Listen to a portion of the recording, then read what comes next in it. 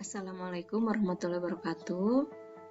Baiklah Bapak Ibu, saya akan mencoba mensimulasikan bagaimana cara menyusun SKP atau sasaran kinerja pegawai pada aplikasi MAKSITI atau Manajemen Kinerja Berorientasi Hasil Terintegrasi dalam e-Office Kabupaten Sumedang. Aplikasi ini dibangun berdasarkan kepada Permen PAN RB nomor 6 tahun 2022 tentang pengelolaan kinerja ASN. Baiklah Bapak Ibu, akan kita mulai. Yang pertama, semua pegawai masuk dulu ke dalam akun e-Office masing-masing. Kita login dulu. Baik, masukkan username dan passwordnya. Kemudian login.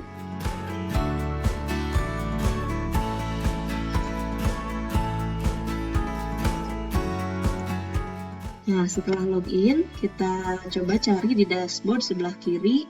Ada di sini MAKSITI, kemudian di sana ada instruksi khusus, ada matrik, ada SKP, renaksi, dan lain sebagainya. Pada bagian satu ini, saya akan mencoba memaparkan mengenai penyusunan SKP-nya terlebih dahulu. Penyusunan SKP ini sebetulnya dimulai dari aplikasi Si Cerdas terlebih dahulu. Di Si Cerdas ini ada menu Renstra yang di dalamnya ada sasaran, program, kegiatan, dan laporan. Renstra ini diisi oleh rekan-rekan di Bapeda. Rekan-rekan di Bapeda ini sesuai dengan Renstra pada OPD-nya masing-masing. Kemudian setelah Renstra ada di bawahnya Renja. Renja ini berisi kegiatan dan subkegiatan. Nah, disinilah dimulai penyusunan SKP di Kabupaten Sumedang, yaitu cascading dari kegiatan dan subkegiatan terhadap semua pegawai. Jadi di Renja inilah dimulainya cascading atau tagging semua kegiatan-subkegiatan serta indikatornya terhadap pegawai pada satu perangkat daerah. Nah, setelah selesai cascading di Renja ini akan otomatis masuk ke dalam aplikasi MAKSITI khususnya kepada SKP.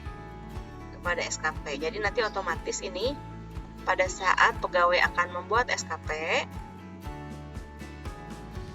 indikator kegiatan, subkegiatan ini yang sudah di-cascadingkan oleh Kasubag program akan otomatis nanti muncul dalam SKP pegawai masing-masing. Baiklah, kita lihat bersama ini.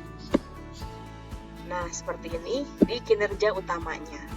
Renja ini adalah didapat dari kegiatan dan subkegiatan yang ada dalam DPA. Sehingga ini adalah kegiatan atau subkegiatan yang memang sudah dianggarkan dan juga berdasarkan kepada PK atau perjanjian kinerja individu masing-masing.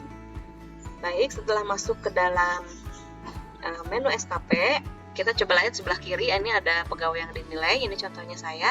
Kemudian ada pejabat penilai kinerjanya, ini kabin saya, atasan saya, ini harus diisi. Tidak boleh kosong dan tidak boleh salah. Caranya bagaimana? Ini ada klik ubah. Nah, di sana bisa diklik ubah gitu ya. Masukkan namanya, pilih SKPD-nya dulu, kemudian masukkan namanya. Setelah ini terisi semua, ini dan ini juga sudah otomatis terisi dari hasil cascading di Renja. Kita kemudian melihat di sini. Jadi untuk kolom rencana hasil kinerja pimpinan yang intervensi ini sudah otomatis terisi. Kemudian juga kolom kegiatan subkegiatan sudah otomatis terisi. Kemudian indikator kerja individu juga sudah otomatis terisi. Demikian juga target dan satuan. Sehingga pegawai ini hanya tinggal mengisi di kolom rencana hasil kerja di sini. Kemudian di aspek. Ada 4 aspek, yaitu kuantitas, kualitas, waktu, dan biaya. Untuk rencana hasil kerja, cara mengisinya bagaimana? Yaitu lihat kepada indikator kinerja individu. Seperti itu. Disesuaikan dengan indikator kinerja individunya. Untuk kuantitas kualitas waktu dan biaya juga. Ini aspek disesuaikan dengan indikator kerja individu dan targetnya. Seperti itu. Setelah terisi semua untuk kinerja utama, ini ada yang disebut dengan instruksi khusus pimpinan. Instruksi khusus pimpinan ini sebetulnya masih termasuk ke dalam kinerja utama, akan tetapi ini mungkin saja tidak dianggarkan secara khusus gitu. Tetapi ini masih menembak kinerja utama. Yaitu di sana contohnya dimasukkan ya, ada optimalisasi pencapaian indeks profesionalitas ASN, kemudian ada program BISIK, kemudian ada tim penilaian materi sistem merit, kemudian ada ASN 90 Festival dan lain-lain. Nah, ini yang mengisi juga sama adalah di Kasubag program atau perencana di OPD masing-masing. Kemudian yang ketiga ada kinerja tambahan. Kalau kinerja tambahan ini bisa ditambahkan oleh pegawainya masing-masing. Seperti ini, tambah langsung saja nanti ditambahkan di sini secara manual. Ada rencana kerja pimpinannya, rencana kerja pegawainya, indikator kinerjanya, target dan satuannya. Kemudian setelah itu di bawah ada lampiran sasaran kinerja pegawai. Ini silakan bisa diisi masing-masing juga. Dukungan sumber daya yang pertama ini misalnya dukungan sumber dayanya berupa anggaran atau mungkin sarana prasarana ya, perlengkapan peralatan kantor, atau mungkin dukungan SDM atau sumber daya manusia. Kemudian yang kedua ada skema pertanggungjawaban. Ini adalah bagaimana cara pegawai melaporkannya. Apakah misalnya bulanan atau triwulan atau tahunan, silakan diisi saja masing-masing. Kemudian yang terakhir ada konsekuensi. Konsekuensi ini adalah berbicara mengenai reward dan punishment, sehingga di sini nanti ada muncul konsekuensi positif jika target tercapai, apa misalnya. Kemudian ada konsekuensi negatif jika target tidak tercapai. Jika selesai mengisi ini ke semuanya, bisa langsung di-submit. Setelah di-submit, nanti kita cek, pegawai cek pada riwayat.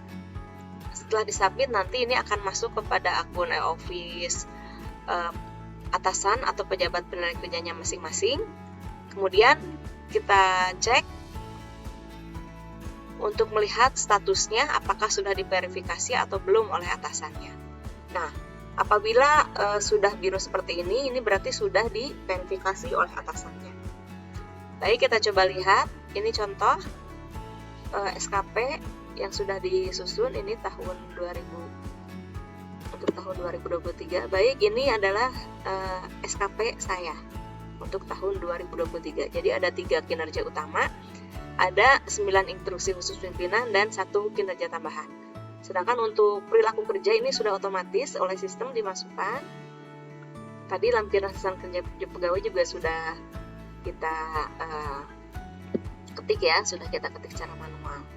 Apabila ada perubahan, itu bisa dilakukan kapan saja, itu dengan melakukan di sini ada edit, tinggal diklik saja edit, klik edit. Kalau misalnya ada perubahan, maka silakan dirubah. Kemudian nanti setelah diedit ini disubmit kembali atau disimpan kembali. Dan ini akan masuk kembali ke dalam akun e-office-nya atasan atau pejabat penilai kinerja.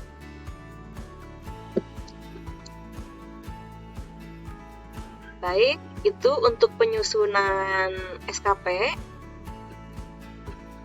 di Kabupaten Sumedang tahun 2023. Jadi sudah melalui aplikasi ya MakSiti pada e-office Kabupaten Sumedang.